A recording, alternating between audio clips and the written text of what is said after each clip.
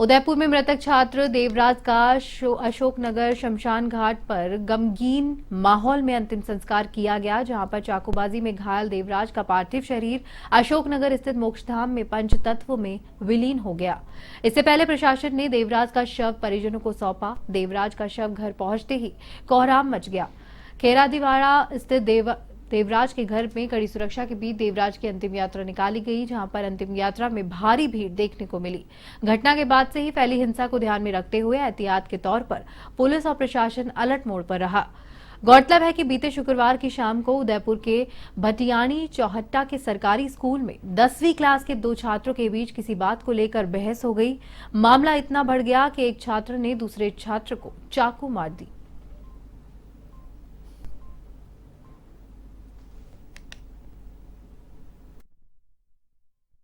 बच्चे के प्रति हमारी सभी की जो संवेदनाएं हैं, उन संवेदनाओं को ध्यान में रखते हुए पूरे उदयपुर वासियों से हमारी अपील है कि अनावश्यक रूप से कहीं भीड़भाड़ एकत्रित नहीं करें, माहौल को खराब करने की कोशिश नहीं करें। आज परिवार सदमे में है, उस सदमे में उनके प्रति सच्ची संवेदना यही होगी कि सभी अपने अपने घरों में शांति से बैठें, बेवजह किसी तरह का माहौल खराब करने की कोशिश नहीं करें, किसी अफवाह पे ध्यान नहीं देना। पर्याप्त पुलिस बल, अगर किसी ने कोई व्यवस्था खराब करने की कोशिश करी तो उनके साथ सख्ती से पेश आने के निर्देश तमाम पुलिस बल को दिए गए हैं।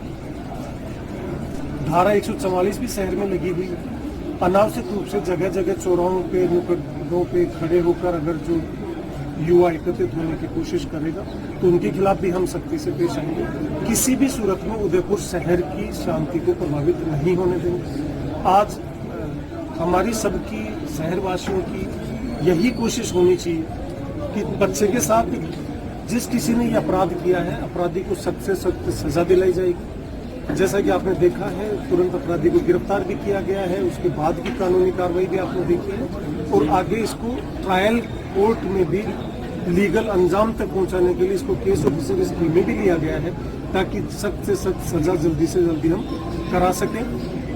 आप सभी शहरवासियों से सहयोग। पुलिस रेंज के चारों जिलों में आत्महत्या की घटनाएं लगातार बढ़ती जा रही है, जहां पे इन्हीं सब को लेकर रोकने के उद्देश्य से बीकानेर संभाग के रेंज आईजी और वरिष्ठ आईपीएस ओम प्रकाश ने सुसाइड प्रिवेंशन रिसोर्स केंद्र की स्थापना की है, जहां पर आईजी के अलावा एक एडिशनल एसपी, एक सीआई और कई पुलिस कर्मियों की एक टीम बनाई गई है। ईजी ओम प्रकाश बताते हैं कि आत्महत्या करने के पीछे कारण लगभग एक जैसे ही होते हैं, लेकिन ब्याज माफिया और कर्ज के कारण लोग सुसाइड कर लेते हैं। बीकानेर संभाग में सुसाइड को रोकने के लिए एक सुसाइड प्रिवेंशन रिसोर्स सेंटर बनाया हुआ है और बराबर बीकानेर आईजी के नेतृत्व में ये काम बराबर जारी है। लेकिन सबसे बड़ी बात यह है कि अगर संभाग के 4 जिलों की बात करें, उनमें सबसे ज्यादा मौतें यानी सुसाइड जो चीज है वो बीकानेर जिले में ज्यादा हुई है। क्या है, किस तरह से ये काम करता है रिसोर्स सेंटर, बात करते हैं आईजी ओम प्रकाश। बीकानेर में सुसाइड प्रिवेंशन रिसोर्स सेंटर की स्थापना की गई है और इसकी स्थापना जब सुसाइड हुए थे, जो एक बहुत ही दुखद घटना हुई थी बीकानेर में, उसके बाद हमने आंकड़े इकट्ठे किए तो पिछले 2 सालों में 1306 लोगों ने आत्महत्याएं की थी, जो अभी बढ़कर के अगर 2.5 साल का आंकड़ा निकाले तो लगभग ये 1700-1800 लोगों ने सुसाइड किए। सबों की विवेचना की गई और इस विवेचना में ये तथ्य सामने आए कि या तो आपसी विवाद को लेकर के और सबसे ज्यादा जो डोमेस्टिक वायलेंस है और कर्ज की समस्या को लेकर के लोगों ने आत्महत्या की है। हमने एक टोल फ्री नंबर भी जारी किया है, जिससे कि कोई भी व्यक्ति ऐसी परिस्थिति में हमसे सहयोग मांग सकता है। लोगों के कॉल भी आ रहे हैं और हमारे additional SP crime and vigilance Pawan Bhadauria ji हैं, इनके नोडल ऑफिसर हैं और इनके नेतृत्व में हम काम कर रहे हैं, जिससे कि ऐसे लोगों को जो डिस्ट्रेस में हो, जिनके पास समस्या हो, उनका एक राह दिखा सके। अगर बात करें सर, पिछले 6 महीने उससे भी ज्यादा समय हो चुका, अब तक कितने हम लोगों ने या हमारे यहाँ से कितने पूरे संभाग की बात करें तो कितना लगभग मैनेज किया गया, लोगों को कितना समझाइश हुई है? ज्यादातर कॉल या तो जिन्होंने बैंक से लोन ले रखा है या महाजनों से लोन ले रखा है या डोमेस्टिक वायलेंस है, जैसे महिलाओं के कॉल आते हैं, बुजुर्गों के कॉल आते हैं। कुछ ऐसे भी लोग हैं जो कि नशे का सेवन कर रहे हैं, उससे दूर जाना चाहते हैं, उनके भी कॉल आते हैं। या तो किन्हीं की मेंटल हेल्थ खराब है, उनको हम डॉक्टर के पास भेजते हैं।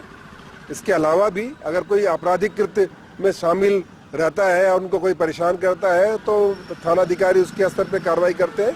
बट हमारा प्रयास यही है कि पहली बात तो उनको एक प्लेटफॉर्म मिले जहां अपनी वेदना को व्यक्त कर पाए, और दूसरी बात कि उनको मार्गदर्शन मिले कि कहाँ जाना है।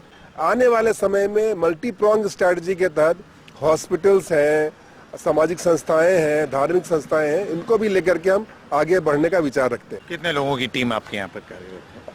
ये टीम एडिशनल एसपी जो क्राइम एंड विजिलेंस है, इनके नेतृत्व में चल रहा है। इनके अंतर्गत सीआई है और एएसआई है, कांस्टेबल्स हैं। ये साल हमने घोषणा ही की है कि जो ये 2024 का साल है, सुसाइड से होने वाले मौतों में कमी करना। तो देखिए, निश्चित रूप से बीकानेर संभाग को यानी चारों जिलों को सुसाइड फ्री बनाना यह मकसद है बीकानेर के रेंज आईजी ओम प्रकाश का। उनके साथ उनकी टीम बराबर काम कर रही है एडिशनल एसपी के नेतृत्व में। उम्मीद ये की जा रही है कि तमाम टोल फ्री नंबर और इन तमाम तरह की अलग अलग जो सुसाइड के जो तरीके हैं उन सब पर काबू करने का एक प्रयास भर जरूर किया जाएगा। उम्मीद है कि आने वाले समय में पूरी तरह से काबू भी हो जाए, क्योंकि यह वर्ष भी इनके द्वारा ये घोषित किया गया है सुसाइड फ्री बनाना। के सिंह, A1 TV, बीकानेर। झालावाड़ कारागृह जेल के बाहर बहनें अपने भाई के सुबह से ही इंतजार में दिखी, जहां पर बहनों ने भाइयों को देखा तो बहनों की आंखें नम हो गई। दूसरी ओर तिलक पब्लिक स्कूल की छात्राओं ने अपने हाथ से राखी बनाकर प्रधानमंत्री नरेंद्र मोदी और सेना के जवानों के लिए डाक के जरिए उन तक पहुंचाई।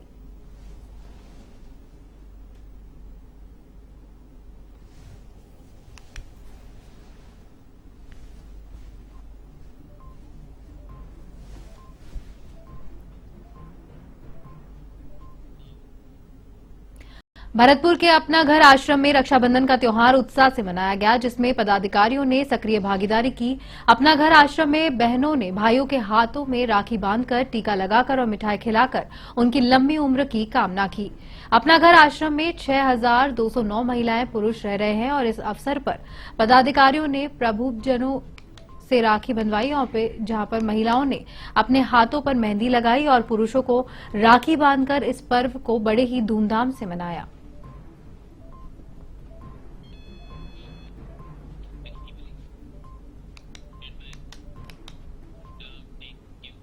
भरतपुर के बयाना क्षेत्र से होकर बहने वाली गंभीर नदी में डूबने से फिर से एक युवक की मौत हो गई है। इसके साथियों और ग्रामीणों ने मशक्कत के बाद उसका शव नदी से बाहर निकाला।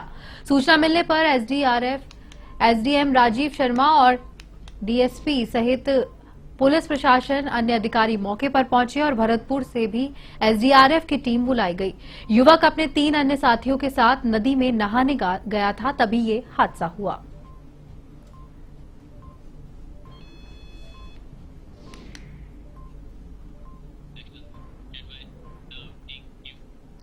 रक्षाबंधन के पावन पर्व पर नेता प्रतिपक्ष Tikaram Jully ward number 6 scheme 8-10 में पहुंचे, जहां पर उन्होंने वाल्मीकि समाज की बेटियों से राखी का डोरा बंधवाकर भाई बहन के पवित्र रिश्ते को निभाया। इस अवसर पर वाल्मीकि समाज की बेटियों ने नेता प्रतिपक्ष को राखी बांधने पर खुशी व्यक्त की।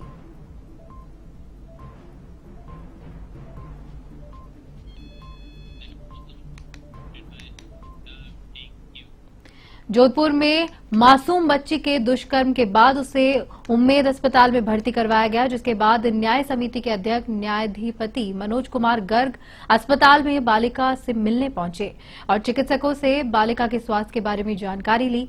इसके साथ ही बालिका के प्रोटेक्शन और कस्टडी के लिए विभिन्न विभागों को दिशा निर्देश भी दिए गए। अभिभावकों को कानून के तहत पीड़ित सहयोग राशि देने के निर्देश दिए। विजिट के दौरान बाल कल्याण समिति और पुलिस के आला अधिकारी भी मौजूद रहे।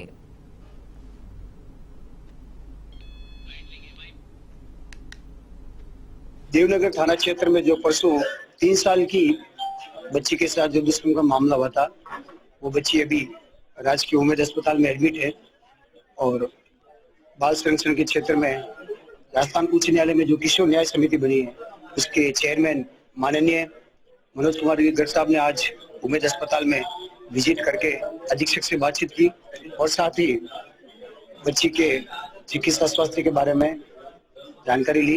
इस संबंध में उन्होंने विभिन्न विभागों को बच्ची के प्रोटेक्शन और उसको सही कस्टडी देने और जो बच्ची के माता पिता है उनको जो कानूनों में सहयोग है, जैसे कि पीड़ित प्रतिकर राशि है, तुरंत रिलीफ का जो पॉक्सो में प्रावधान है, और भी हमारे साथ में जो अन्य भामाशाह जो सोशल वर्कर आए उनकी तरफ से भी उन गरीब परिवार को सहयोग राशि दिलाई गई।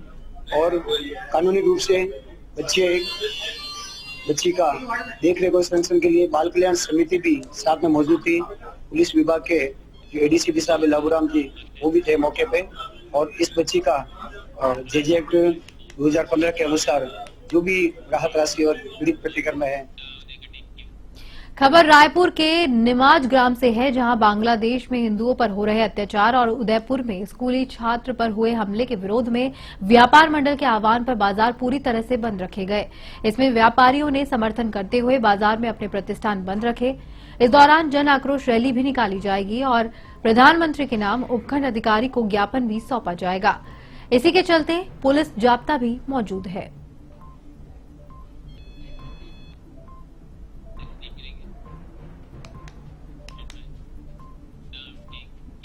झाला की चौकी ग्राम में बाबा रामदेव सेवा समिति की ओर से रुणेचा में लोक देवता बाबा रामदेव जी के दर्शन के लिए जाने वाले यात्रियों के लिए भंडारा शुरू किया गया। इसमें भामाशाहों का भी सहयोग मिल रहा है और भामाशाहों के सहयोग से इस भंडारे में यात्रियों के लिए भोजन, चाय, नाश्ता, पानी, मेडिकल सहित रात्रि विश्राम की सुविधा भी उपलब्ध है। इसमें बाबा रामदेव सेवा समिति के सभी कार्यकर्ता और भामाशाहों सहित ग्रामीण व्यवस्था में सेवाएं दे रहे हैं।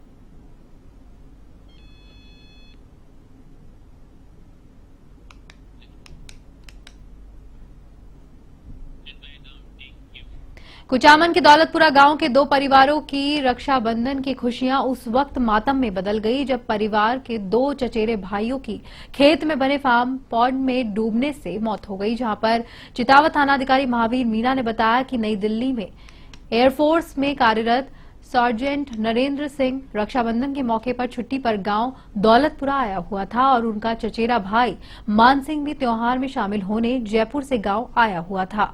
दोनों भाई खेत में गए काम करते समय अचानक मानसिंह फार्म पॉन्ड में फिसल गया और उससे बचाने की कोशिश में नरेंद्र सिंह भी पॉन्ड में गिर गया और उससे दोनों भाई फार्म पॉन्ड में डूब गए, जिससे आनन फानन में दोनों को कुचामन के राजकीय जिला अस्पताल ले जाया गया, जहां चिकित्सकों ने उन्हें मृत घोषित किया। सूचना मिलने पर स्थानीय विधायक और राजस्व राज्य मंत्री विजय सिंह चौधरी कुचामन चिकित्सालय पहुंचे और शोकाकुल परिवार को सांत्वना दी। डॉक्टर वीके गुप्ता ने बताया कि दोनों शवों का पोस्टमार्टम करवाकर परिजनों को सुपुर्द कर दिया गया।